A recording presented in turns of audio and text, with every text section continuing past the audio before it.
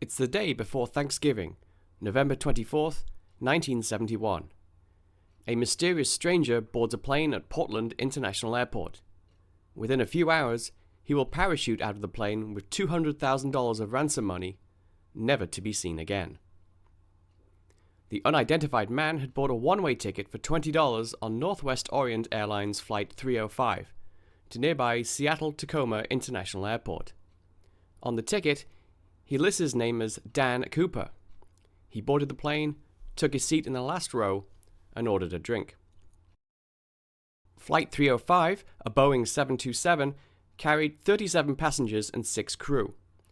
Shortly after takeoff at 2:50 p.m., Cooper handed a note to flight attendant Florence Schaffner. Assuming he was flirting with her, she dropped the unopened note into her purse. Seeing this, Cooper leaned toward her and whispered, "Miss, you'd better look at that note. I have a bomb." Schaffner opened the note. It read, "Miss, I have a bomb in my briefcase and want you to sit by me." She sat down next to him and asked to see the bomb. Cooper opened the briefcase, and the flight attendant saw 2 rows of 4 cylinders she assumed were dynamite. Attached were a wire and a large cylindrical battery. Cooper then closed the briefcase and told Schaffner his demands.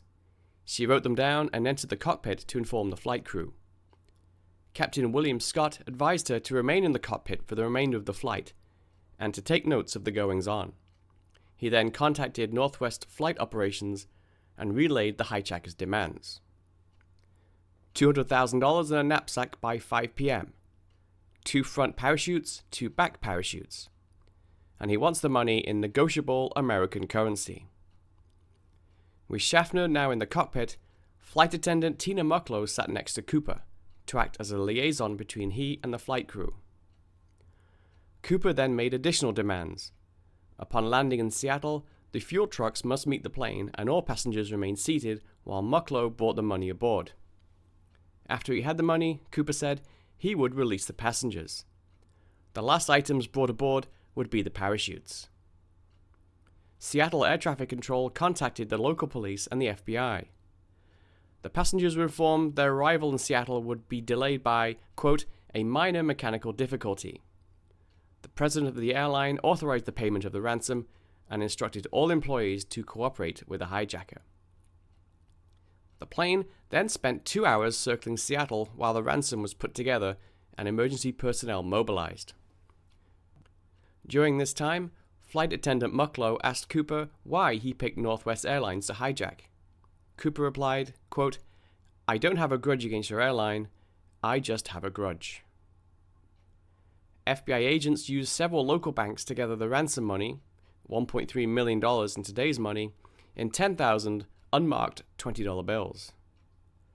At 5:46 p.m., the plane finally landed in Seattle. As requested, Tina Mucklow brought the money on board, and Cooper released the passengers. The 6 members of the flight crew and Cooper remained on the plane. Mucklow then brought the 4 parachutes on board. She did give him printed instructions on how to use them, but he replied, "I don't need them." Cooper then advised the cockpit crew of his flight plan. The plane was to fly towards Mexico City at a speed of 115 miles an hour, the minimum allowed airspeed without stalling the aircraft, and to fly no higher than 10,000 feet, or 3,000 meters. Cooper also specified the landing gear must remain deployed, the wing flaps must be lowered to 15 degrees, and the cabin remain unpressurized. He also directed the plane to take off with the rear exit door open and its air stair extended. The airline objected, saying this would be unsafe, so Cooper relented and said he would open them himself once they were airborne.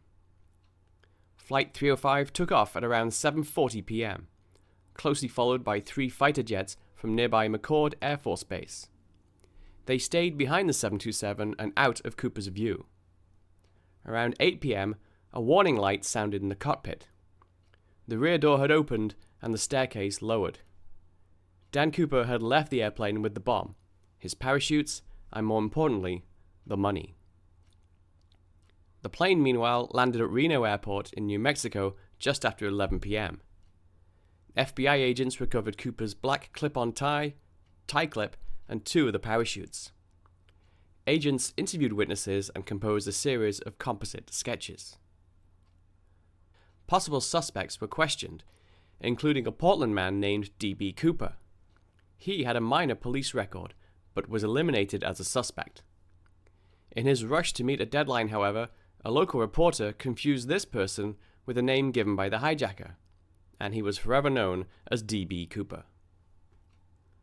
The hardest task of the FBI was to determine exactly which area to search for the hijacker.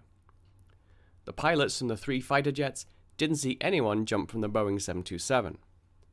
Furthermore, a black-clad individual jumping into a moonless night would be difficult to see, given the cloud cover, limited visibility, and no lights on the ground. Searches were conducted on the ground, but no traces of the money, parachutes, briefcase, or Cooper himself were located. A month after the hijacking, the FBI distributed lists of the ransom serial numbers to banks, racetracks, casinos, and other institutions that conducted large cash transactions. But none of the money was found in circulation. So what evidence did the FBI have? Agents found a black clip-on necktie in Cooper's seat, along with a gold tie clip. They determined the tie had been sold exclusively at JCPenney, but discontinued in 1968. They also found a hair from Cooper's headrest, along with 8 Raleigh cigarette butts from the seat's ashtray. The hair was identified as being useful for future DNA testing, but the lab subsequently lost it. The cigarette butts were sent for fingerprinting. In 1998, the FBI attempted to extract DNA from the butts, but discovered that they had been destroyed while in the custody of the Las Vegas field office. Some evidence was recovered, however. On February 10, 1980, 8-year-old Brian Ingram was vacationing with his family near the Columbia River when he dug up 3 packets of the ransom cash, totaling around $5,800. The FBI confirmed the money was indeed a portion of the ransom. This discovery, however, raised more questions than it answered. If these 3 packets had broken away from the money bag, how had they ended up in the exact same place? Had Cooper returned to bury the money in order to taunt law enforcement? So, who was D.B. Cooper? In March 1973, the FBI released an 8-page suspect profile. It speculated he was a military-trained parachutist, not a heavy drinker or an alcoholic, as the only drink served was quickly spilled and he did not request another. The FBI concluded he was highly intelligent due to his vocabulary, proper use of aviation terminology, his style of dress, and calm demeanor. Agents theorized the hijacker took his alias from a popular French-language comic featuring a Royal Canadian Air Force pilot named Dan Cooper. He took part in numerous heroic adventures, including skydiving. Shortly after the hijacking, the FBI, using eyewitness testimony, developed the first of several composite sketches of Cooper. Composite A, released on November 28, 1971, was not, however, an accurate likeness of the hijacker. Flight attendant Florence Schaffner repeatedly told the FBI that this sketch was a very poor likeness. Artists then delivered a second composite sketch in late 1972. Eyewitnesses to whom the sketch was shown said it was more accurate, but Cooper looked, quote, too angry or nasty. One flight attendant said the sketch made Cooper look like a hoodlum and remembered him as, quote, more refined in appearance. In January 1973, the FBI produced a third sketch called Revised Composite B. One flight attendant stated that this was, quote, a very close resemblance to Cooper. The design of the plane itself, a Boeing 727, was the primary reason Cooper chose it for his heist. Unlike most commercial jet airliners, the 727 could remain in slow, low-altitude flight without stalling. With its aft air stair and the placement of its 3 engines, the 727 was the only passenger aircraft from which a parachute jump could be easily made. By specifying a 15-degree flap setting during takeoff, Cooper displayed specific knowledge of the 727's flying capabilities. He also knew that not only could the air stair be operated during flight, but also that the activation switch could not be overridden from the cockpit. What ultimately happened to Cooper? From the beginning, the FBI speculated that not only did he not survive his jump, he actually lacked skydiving experience and familiarity with parachutes. One agent explained that, quote, no experienced parachutist would have jumped in the pitch black night in the rain with a 172-mile-an-hour headwind, wearing loafers and a trench coat. Earl Cossey, the man who supplied the parachutes, disagreed, saying that Cooper did not need extensive experience to survive the jump, and, quote, anyone who had 6 or 7 practice jumps could accomplish this. Although he noted that jumping at night and without jump boots increased the risk of injury. Cooper did not appear to have the equipment necessary for either his jump or survival in the wilderness. He failed to bring or request a helmet, and jumped into a minus 15 degree Fahrenheit, minus 9 degrees Celsius, wind at 10,000 feet in November over Washington state without protection against the wind chill. He had taken a paper bag on board the flight, however. Its contents were not used during the hijacking, and the FBI concedes that its contents could have included items such as goggles, gloves, and boots. The ransom money was never spent. FBI agent Larry Carr stated, quote, diving into the wilderness without a plan, without the right equipment, in such terrible conditions, he probably never even got his chute open. Another agent theorized that Cooper was incapacitated by hypothermia during the jump, landed in the Columbia River, and drowned. However, FBI agents were not unanimous in their theories. Speaking to the Seattle Times in 1976, one agent said, quote, I think he made it. I think he slept in his own bed that night. It was a clear night. A lot of the country is pretty flat. He could have just walked out. Right down the road. Hell, they weren't even looking for him at the time. They thought he was somewhere else. He could just walk down the road. Conclusive evidence of Cooper's death has not been found.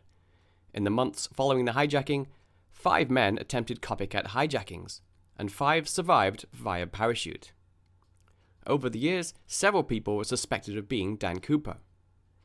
Ted Braden was a Special Forces commando during the Vietnam War and a master skydiver. At the time of the hijacking, he was working as a truck driver stationed in Vancouver, Washington, across the Columbia River from Portland and not far from the suspected drop zone in Ariel, Washington. Kenneth Christensen was a paratrooper in World War II and was a mechanic and later a flight attendant for Northwest Orient. His age and build was similar to the hijacker, and he enjoyed bourbon. Richard McCoy Jr. staged the best-known copycat hijacking in April 1972. He boarded a Boeing 727, demanded 4 parachutes, and $500,000 in cash. He left via parachute, was promptly arrested, and received a 45-year jail sentence. In the aftermath, changes were made to airport security and the aircraft themselves to prevent any further hijackings. In early 1973, the Federal Aviation Administration mandated that airlines start searching passengers and their bags. The Boeing 727 itself was modified. The FAA required that the exterior of these aircraft be fitted with a spring-loaded device, later dubbed the Cooper vane, that prevents the lowering of the aft air stair during flight. In the end, we may never know Cooper's true identity, or what happened to him after his parachute jump.